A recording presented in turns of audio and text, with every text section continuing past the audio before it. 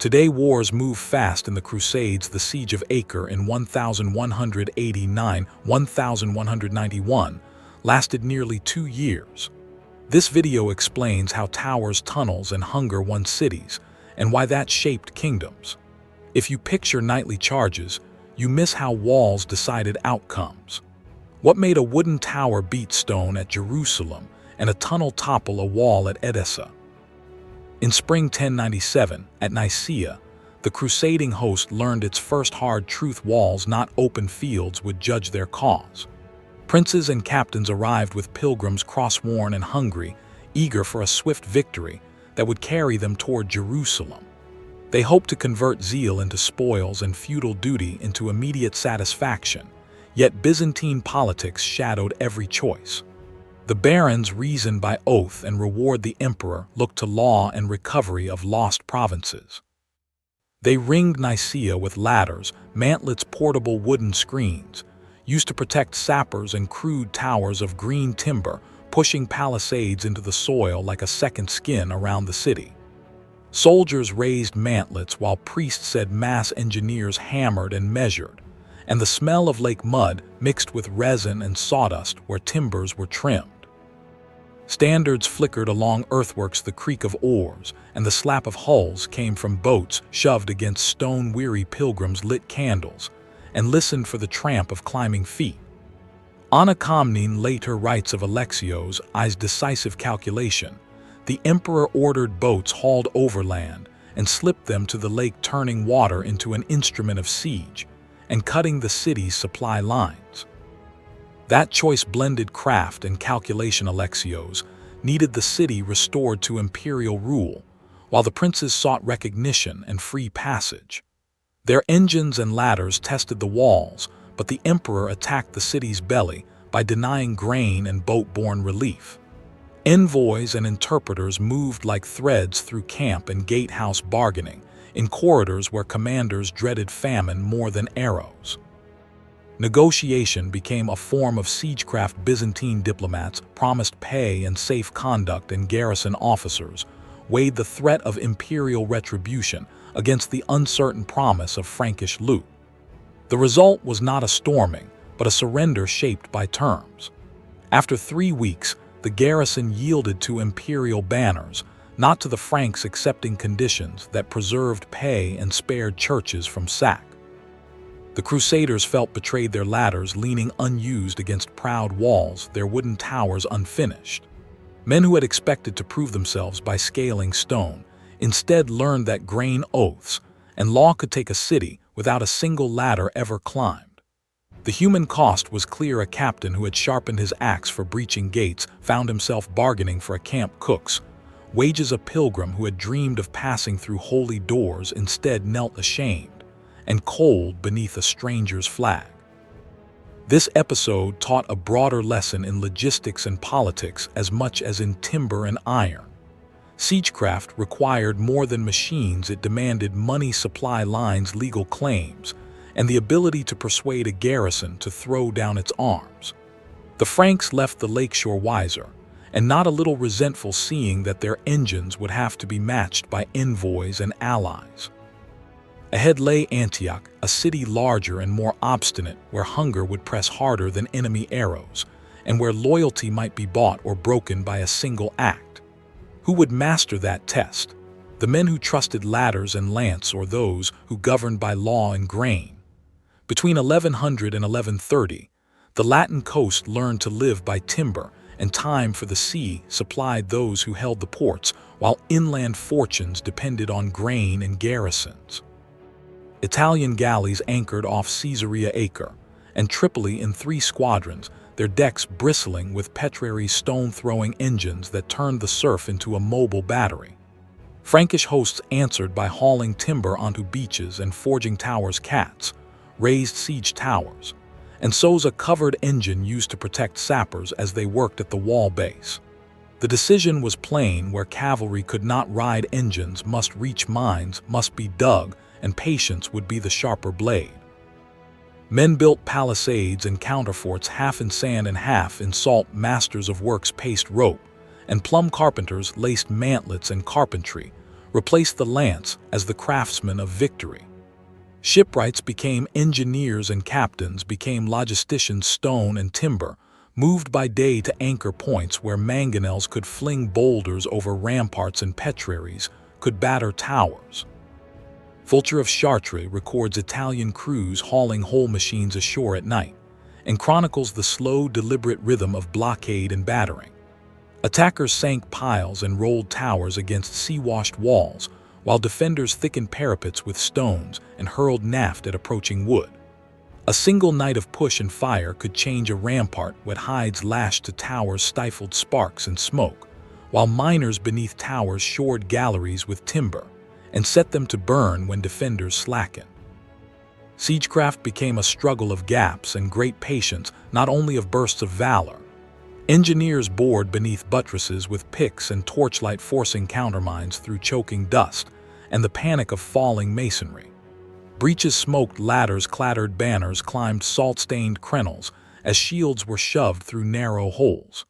The smell of pitch and salt filled the air when a wooden engine caught, and men in the breach fought as much to keep breathing as to keep footing. Commanders then weighed politics and pocketbook. Should the king spend coin on larger engines, or trust a naval contract to starve a city into surrender? Fortresses like Hisn al-Akrad began to rise as permanent lords of road and harvest, and military orders hardened from itinerant brotherhoods into standing garrisons charged with guarding coasts and lines of supply. The consequence was a new map of power. The coastline grew girded with sea-anchored workshops and landward castles that controlled food and taxes, while inland counties became islands vulnerable to patient investment in mines and siege towers. Towers and ships could open a wall, but they could not garrison every field. Towns like Edessa stood thin, isolated, and exposed. What then would take a city when wood and stone met in a long attrition war? The answer hung on who could endure hunger, who could bring engineers, and who could weld politics into pay. A patient hunter eyed those thinly held walls, and the next season promised mines bargains, and a campaign shaped by engineers rather than chargers. What breaks a wall older than its builders' names? In 1153 at Ascalon, the answer came not from a single charge but from patient engineered violence, and a wind that would carry fire into every decision. The city sat upon a salt and stone promontory facing the sea, its gate a hinge between inland harvests and the Levantan trade. Baldwin III judged that control of that gate would make the coast a lifeline for the kingdom, shortening marches and fattening commissaries. He set his mind to siegecraft rather than rash cavalry, ordering timber towers raised around the curtained mangonels, positioned to batter parapets, and heavy rams pushed against the barbicans. William of Tyre later records the king's slow methods, and the heed paid to engines as measures of policy as much as arms. Work began like an hourglass of timber and sweat. Palisades rose into the skyline, men labored at platforms, while blacksmiths fitted iron for slings and rams. Sappers crouched with picks and shovels on nights thick with the smell of brine cutting away earth beneath the wall foot. Defenders answered by hauling oil and pitch to their steps, setting pots of combustible materials, and listening for the tremor of bored tunnels. The siege resembled a conversation of wood against stone, an argument in scaffolds and smoke. A day of wind turned argument into rupture. Flames meant to be a barricade against engines leapt onto wooden mantlets, and splintered galleries. Smoke rolled like a dark tide across the battlements and stung the eyes of men on both sides.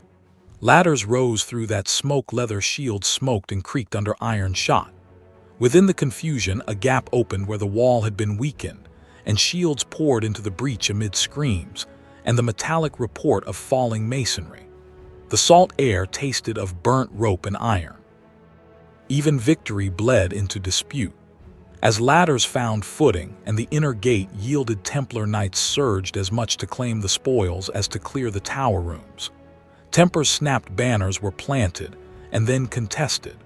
William of Tyre notes that the king and the military brothers argued over who should hold the citadel, even as the last bar snapped and the port's chain fell silent. Men who had labored side by side in the trenches now argued like lords at a high table, each gesture shaped by oath, ambition, and habit. The consequence was immediate and strategic. With Ascalon in Frankish hands, the southern coast finally offered a regular harbor for grain, weapons, and reinforcements, turning ships into mobile granaries and workshops. Inland, however, the map darkened. Warfare narrowed to sieges and garrisons, to fortified granaries and blocked wells. Soldiers learned to fear the slow enemy as much as the sharp one, starvation, disease, and fractured command. Yet the capture offered a fragile promise. Who would supply the ships? Who would reconcile royal command with the order's claims? And how long would fortified breadstocks endure? The triumph at Ascalon thus pulled the realm toward new tests, rivalries over prize-stretched supply lines, and the inevitable question of whether coastal lifelines could hold when inland strongholds began to starve. The Syrian principalities matured siegecraft into state policy under Nur al-Din, and Saladin as governors turned law, taxes, and courts into workshops of war. Cities once defended by feudal levies now kept salaried engineers and masons, and the ruler's writ determined which walls would stand or fall. Who would hold when walls and hunger both besieged? The leaders weighed politics as surely as timber. Nur al-Din ordered standardized mangonels and trained miners, believing that engines should be as regular as garrisons. Saladin followed, weaving Aleppo and Damascus into a logistical spine that fed engines, men, and contracts over long marches. Ibn al-Athir records the engines, thunder, as a deliberate policy more than an improvisation. At Hattin, the field defeat severed inland resupply and sent shock along every fortress wall. Isolated garrisons faced the single choice, one decision: parley or perish. Commanders who had been used to relief saw instead the slow arithmetic of isolation. A mangonel on a distant ridge could make passports of no man's pride. Lords who once expected nightly rescue found only engineers and inked terms arriving instead. Saladin's sieges married bombardment to the patient work of the mine. At Jerusalem, he ringed the city with portable towers, mangonels on raised platforms, and teams of sappers. Miners burrowed under a wall's foundations, laying timber props that could be burned or cut when supports failed. Stones crashed like thunder, and the earth drank the rampart. Men woke to the town's bones, shuddering. Dust filled lanes and cries followed each fall of masonry. Commanders then bargained as urgently as they fought. Balian of Ibelin negotiated a surrender whose aim was mercy as much as prudence, to spare slaughter that engineers had promised but might not guarantee. Negotiation became a weapon. A parchment could save townspeople and garrison alike when engines promised otherwise. Siegecraft had grown legal as well as physical, a liturgy of terms and hostages enforced by trebuchet and treaty. The coast altered the calculation. Seaports still ate away at Saladin's gains because fleets could resupply garrisons and raise new engines on their decks. The Latin states held harbors that made each inland loss reversible, if only by shipborne trestles and Italian rope makers. Thus the war that seemed to be decided at a mountain pass returned to harbors where timber, rope, and coin mattered as much as cavalry. Tactics hardened into institutions. Trained sapper crews regulated tolls for timber and engineers, ledgers kept by chancery clerks. The wage of miners and the toll of stones shifted the balance of power from transient knights to rulers who could pay. Soldiers feared hunger, rulers feared insolvency. Both feared the roar of engines that now followed orders as surely as banners. The policy of stones and law had decided Jerusalem's fate, yet the shore remained stubborn. Acca loomed as a new crucible where sea and land, engines and treaties would again test whether a kingdom could be held by walls, by ships, or by the inked promise of a ruler. Winter closed round Antioch like a clenched fist. Men who had ridden months across plains now found themselves hemmed against great masonry, snow piled on battlements, and wood scarce for fires. What happens when an army can storm a wall but cannot feed itself? The answer shaped the months before the city's fall. The princes chose patience over a rash assault. They pitched camps and raised 3 stout counterforts to pin the defenders. They rolled mantlets and crude siege towers toward the walls, and they fashioned mangonels and rams from felled orchards. Foraging parties threaded the hinterland in snow and mud. Packs tracked deer, and the last storehouses long emptied. Raymond of Aguilars bluntly records deaths from cold and scant bread, as a chronicler's refrain Fulcher of Chartres later paraphrases sleepless nights and the constant tramp of frozen feet. The taste of stale barley and the crunch of frost underfoot became part of the campaign's liturgy. Building works was political as much as mechanical. Each leader guarded his flank and his claim.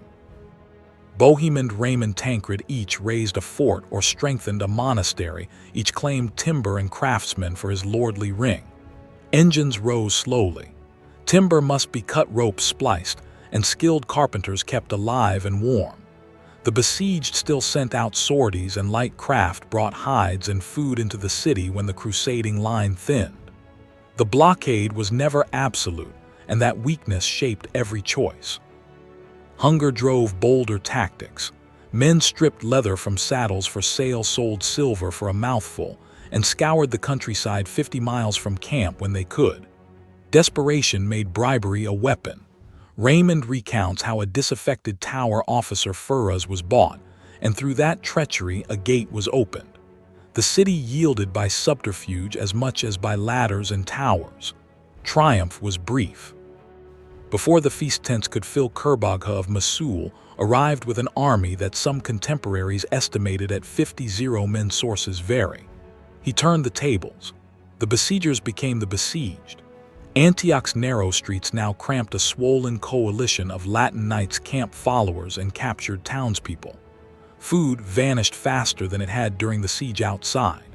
Men foraged from within the walls, ran to wells under crossbow fire, and gnawed at rationed crusts like beasts. Relics and ritual kept the spirit from splintering. Priests displayed reliquii and processed. The holy icon's indulgentia was promised to the weary, and banners, vexilla sancta, were kissed in the snow. Trumpets and church bells marked watches, the smell of incense mixed with the stench of refuse and unburied animals. Discipline and faith hardened some into desperate courage. Yet starvation took the slow measure of the army, strength ebbed from horses and men alike. Mining and countermining went on beneath the abandoned suburbs, and engines continued to creak. In a tense night sortie, the Crusaders shattered Kurbagha's ring, cutting an opening through which they flowed like a shaken river. Ambition and fear met in each command tent. Bohemond feared loss of honor and sought glory. Raymond feared God's judgment, but craved a safe return. Officers balanced feudal obligation, piety, and personal advancement as they rationed what little remained. The city taken by ladder might well be lost by hunger the next week. They left Antioch limping and thin.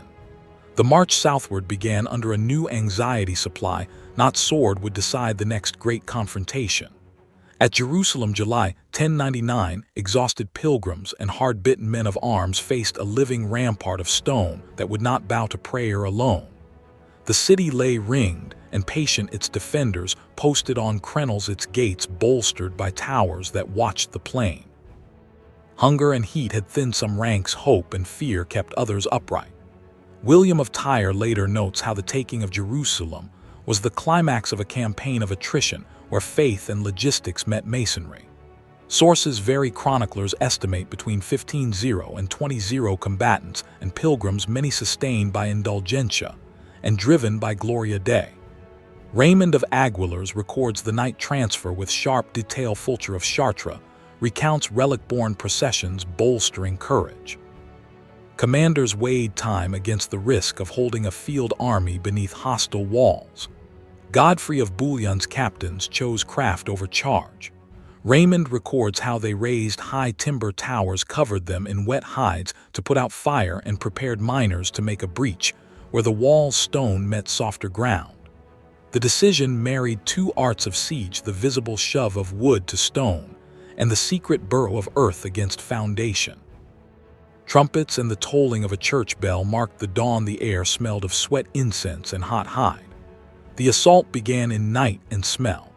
Men shifted the towers under cloak of darkness ropes, groaning sandal and mail, muffled on flagstones wet hides hissed and steamed when torches passed a smell of damp leather and hot smoke. At dawn the towers loomed against the north wall, men inside stepping their platforms upward as shields of planking edged the battlements.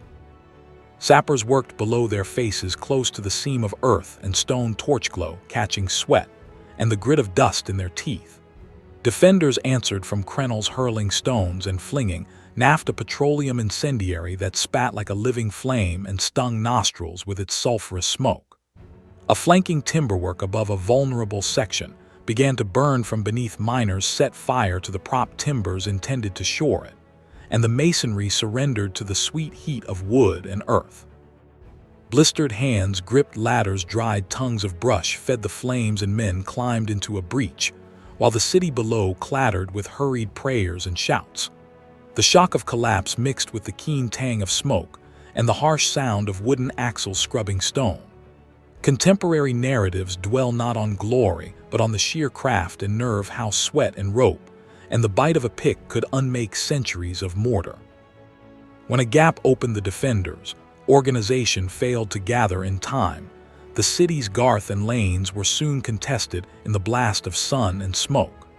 The conquest created a Christian lordship that clung to the coast and its ports, but the victory was exacted at the cost of vigilance.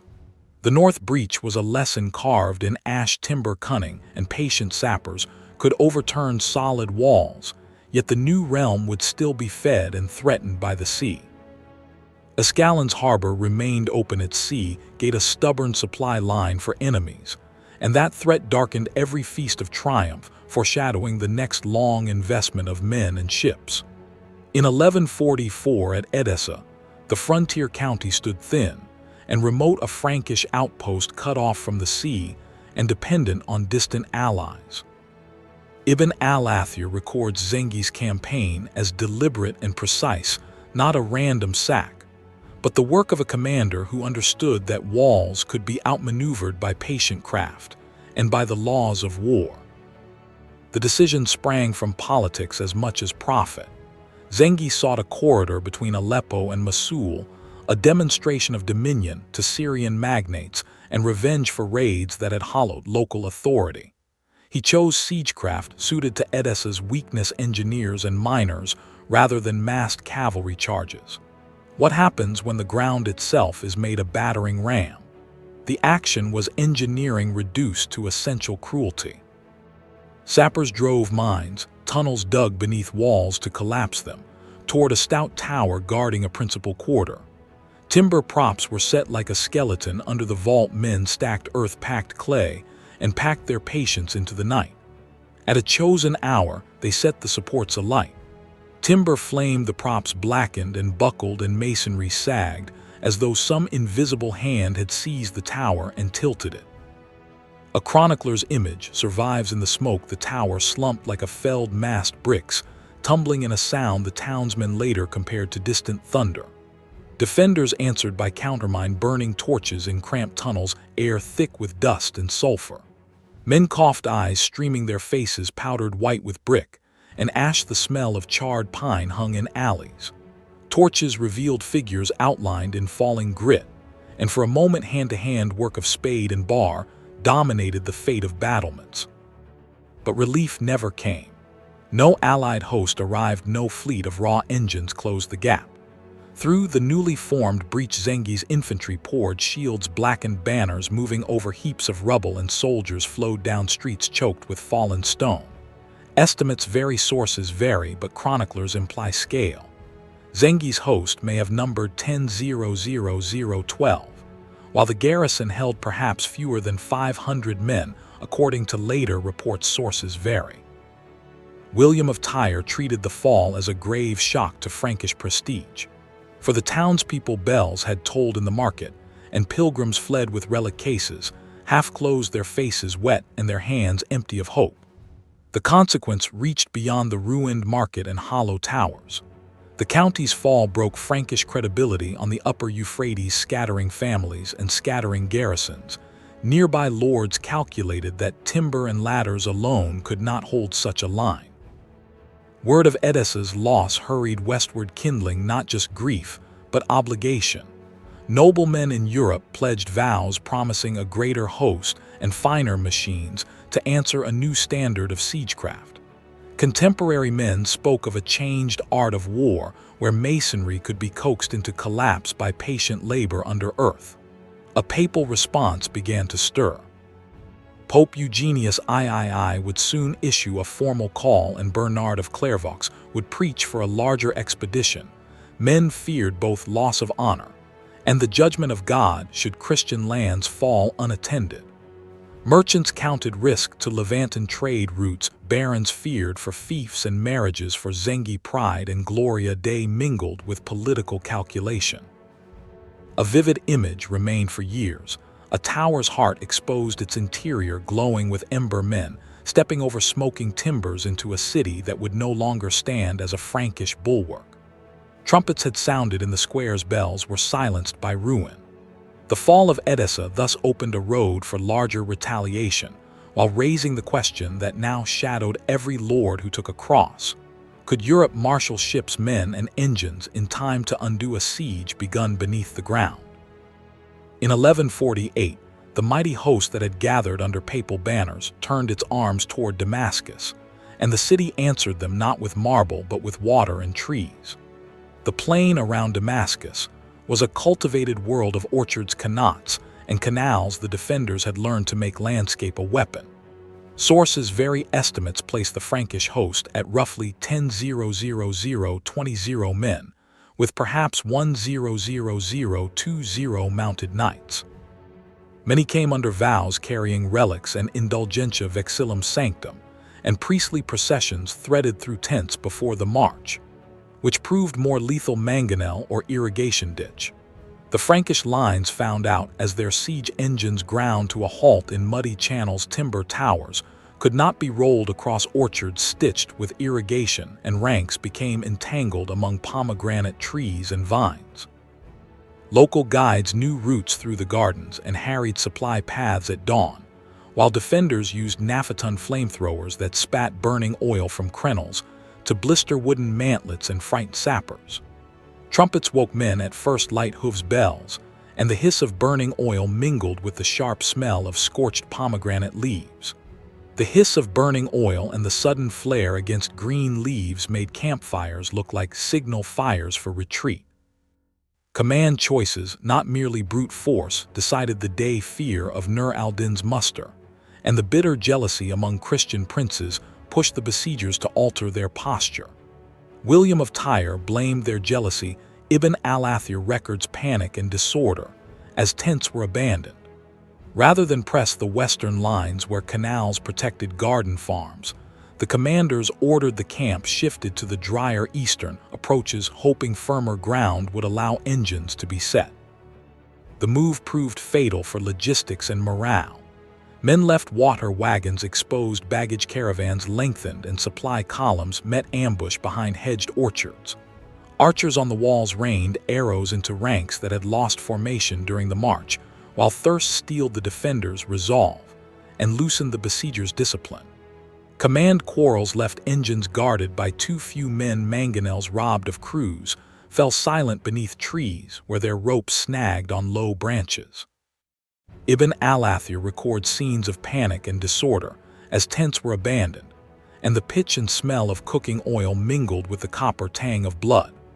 After days of fruitless assaults and blunted engines, the Council of Princes broke. Some blamed treachery, others blamed bad counsel, but all feared a junction of Syrian rulers under Nur al-Din. With no harbor for resupply and a hostile countryside that turned every orchard into an ambush, the siege collapsed into a disorderly retreat. Banners struck, wagons creaked, and the field swallowed more than banners. A campaign that had promised conquest ended by dissolving like a footprint in irrigation mud. The immediate consequence was decisive. The initiative shifted to Damascus, and the Syrian emirs, who, united by the campaign's failure, began to sharpen siegecraft and statecraft into instruments of their own. For the Franks, the loss left a region where friendly wells and roads were suspect, and a looming test arrived: could fractured princes rebuild trust before a united Syrian power besieged their own holdings? Acre lay like a whetstone on the coast, its stout masonry and narrow harbors shaping ambition from both sea and land. The Latin host under Guy of Lusignan pushed forward with timber rope and patient digging. Beyond them, Saladin's cavalry and spearmen drew his own ring to strike at any man who fell from the lines. Ships became workshops, prows bolted to bulwarks, carpenters on deck fashioning siege towers. Mantlets were dragged across sand to hide sappers who sought the earth beneath the wall. Who would hold the harbor would hold the city. The decision to make Acre a siege within a siege sprang from logistics as much as courage. The Franks could not starve a city they could not reach, and Saladin could not break an enemy host that drinks and eats from the sea. Thus the Italians and Pisan captains tightened a naval ring, while Lusignan's engineers threw up ramps and engines against the northern curtain. Saladin countered with his own towers, and a cordon of watchfires, and his miners met the Franks. Spade's underground Ibn al-Athir records mines collapsed into countermines, leaving smoky pits where timbers hissed and collapsed in steam that stung the eyes. Action became a measure of endurance. Towers rose and were set ablaze, ropes frayed under endless hauling. Miners worked by lantern in tunnels that choked and shuddered with falling earth. Siege engines learned names that men would later fear. Mangonels hurled masonry, while crossbow strings snapped in the wet nights. Trumpets and bells marked watches. Incense and prayers accompanied the wounded as surgeons did what they could. Disease moved as surely as any mangonel. Bad water and overcrowded tents hollowed the ranks. Men fell in a steady drift and were carried to mass graves cut into the sand at the water's edge. The sea brought stores and surgeons, but the sea also brought corpses back on its tides. Discipline frayed, then returned under new command. When the host was joined by two kings, the arrival of royal money and heavier machines altered the calculus of patience. Ambition and faith strained the men. Some barons sought Gloria Dei and regal favor, others feared timor mortis and the loss of lands at home. Merchants pressed for ransom and cargo. Pilgrim priests offered indulgentia to bind vows to the work. William of Tyre noted that the sea kept the kingdom alive. Strategic detail mattered. Italian fleets numbered perhaps 6,200 galleys. Sources vary, yet even 60 ships could sustain siege ramps and deliver rope, timber, and iron that inland levies lacked. Consequence sharpened on supply. The Italian galleys kept up a flow of rope, timber, and iron that the landward besiegers could not have produced alone. Their blockade strangled reinforcements, while the landing meant the garrison could not sally without losing a wall. Bargains were struck within the smoking towers, prisoners' ransom, and the bitter barter of lives. When the garrison finally yielded, it was not by storm alone, but by attrition sustained from the sea. Wood and rope worked in rhythm with hunger and negotiation, until the gates were signed away. Men remembered the pits and the smell, and chroniclers noted coffins dragged across shimmering sand, yet victory left politics still to fight. The new rulers faced claims, debts, and the risk that winter a fresh pestilence or a single broken convoy might undo all they had taken. A cold wind from the north already carried the taste of coming trials. Along the coast, Richard I waged what men called a moving siege, a campaign that lived as much on the sea as against stone. The English king advanced where roads failed, shifting timber and troops like a tide. Ships became workshops and granaries when inland supply columns stumbled. Which would break first, the wall or the supply line? Faith and fame pushed men ashore. Papal indulgentia promised remission to peregrine princes, sought gloria, and dignitas. Knights feared timor mortis if they failed. Sources vary. Richard's force is estimated at perhaps 10,000-12,000 fighting men, with a fleet counted between 80 and 200 vessels. Ambrose tends the record of named engines. Ibn al-Athir notes Saladin's preference for scorched earth and raids against convoys. The decision was tactical and fiscal. Engines named and feared struck like appointed judges. Ambrose records the engines bore names: malveson and God's stone, and crews tended them as priests tended relics. Crossbowmen formed the hard front their bolts driving defenders from crenels, while mangonel, a stone thrower, hurled masonry that turned battlement courses into rubble. Towers rolled up the sand and were set against walls, ladders and shielded assault frames followed their shadow.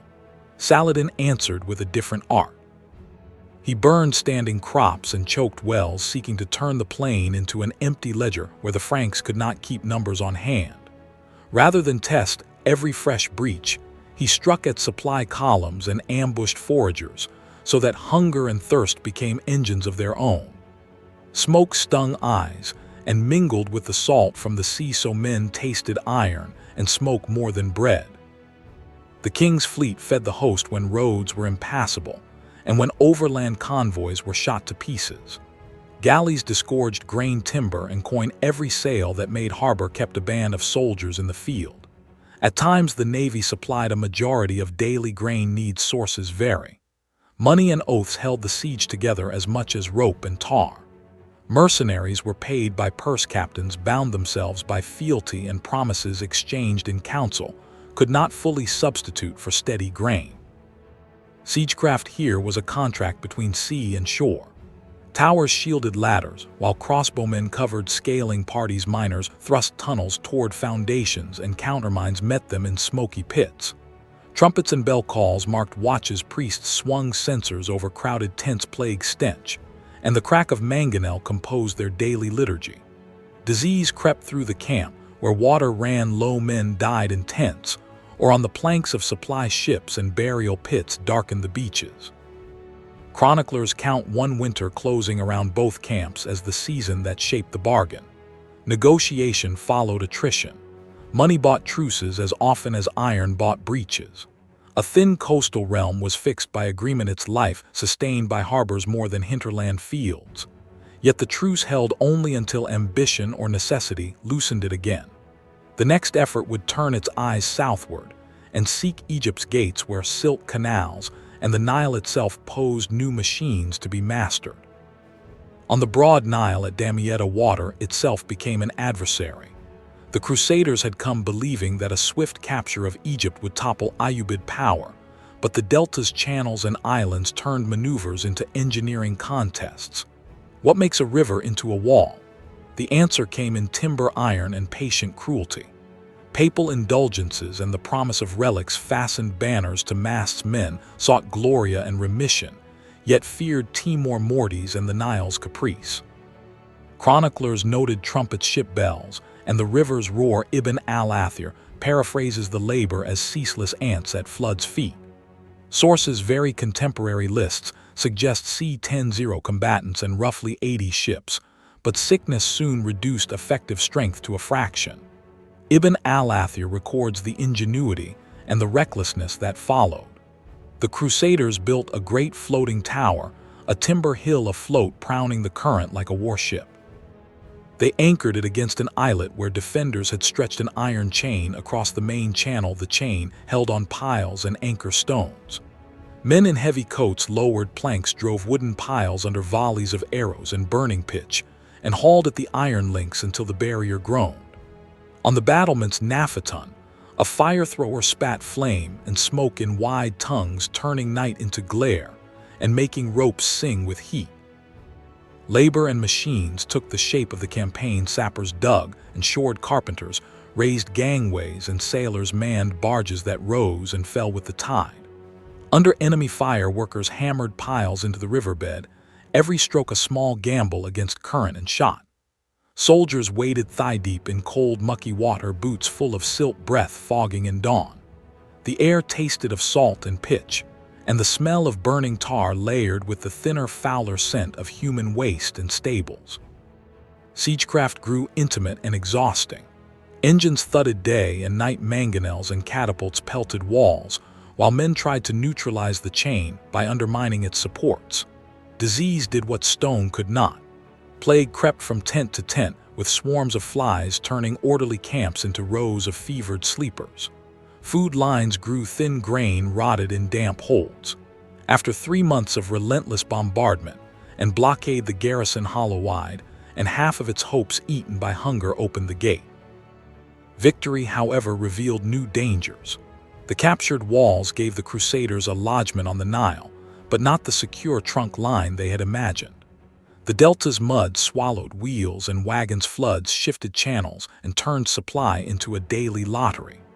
Political fault lines frayed discipline, nobles argued over command, papal and royal aims tugged at strategy, and the very prize the army had won demanded more against its ability to feed it.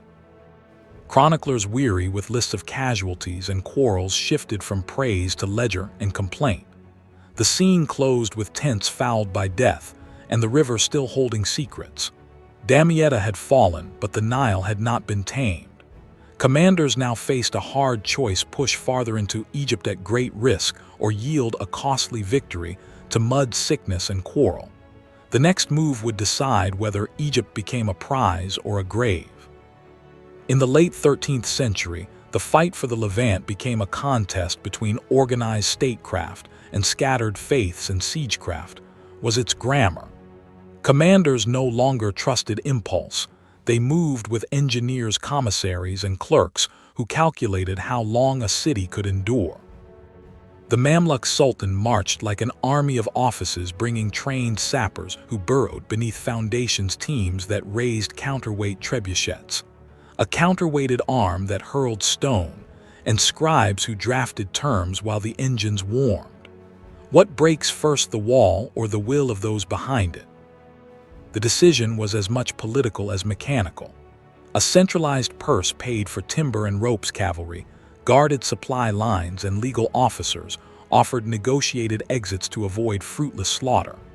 Baybars and his successors chose to render siege into procedure, night bombardments to weaken towers, day raids to deny relief, and mines to surprise defenders who trusted stone. Villagers watched columns pass along ancient roads, wondering whether a lord's oath or a sultan's decree would save their homes. The garrison feared not only shattering beams, but the ledger that measured months of food. Papal offices thundered with bulls promising indulgentia, merchants tallied convoy losses, and insurers recalculated risk. Knights counted their levies and feared loss of dignitas. Pilgrims crossed beaches bearing relics and whispered prayers beneath bells. Sources, very contemporary reports, place many Mamluk field forces between 50 and 20 men, often 2 to 3 times larger than isolated garrisons. Ibn al-Athir noted the engines sounded like thunder. The action was gruesomely visual. Under the moon, mantlets and scaling ladders crouched like dark teeth against the silhouette of a keep. A trebuchet threw its first heavy stone, and a tower shuddered, masonry spalling like flayed skin. Sappers worked in a chorus of scraping picks and muffled curses. Dust filled their mouths, and their lamp glass sweated with grit. At the crossing of earth and sea, harbors became infernos as ships' masts snapped and black smoke stung eyes. Captains watched fleets of refugees crowd decks until decks groaned. Trumpets and alarm bells counterpointed the crack of engines. The stench of burned timber and plague lingered in alleys. Tactics met negotiation with predictable cruelty. Ibn al-Furet records how Mamluk scribes read terms from parchment, even while engines pounded the parapet, offering safe conduct in exchange for swift surrender. Sometimes a garrison took the bargain and marched out with flags. Sometimes a wall cracked and men fought to ruin. Sources vary on the exact counts, but the pattern held. Crack des Chevaliers was split, and its defenders allowed to leave. Tripoli saw towers collapse and the city burn. Acre endured ladder assaults, mine explosions, and a harbor set ablaze until flames licked the quays. The consequence was final and human. The coastal settlements that had fed Crusader realms became ash or refugee camps. Exiles pressed towards Cyprus carrying banners, half burned and hope half measured by coin. The scene closed not with a single decisive battle, but with a bureaucratic technique honed by a central power and sharpened by siegecraft. Beyond the water, rival fleets and papal cries began their next calculations, and another season of diplomatic storms gathered on the horizon.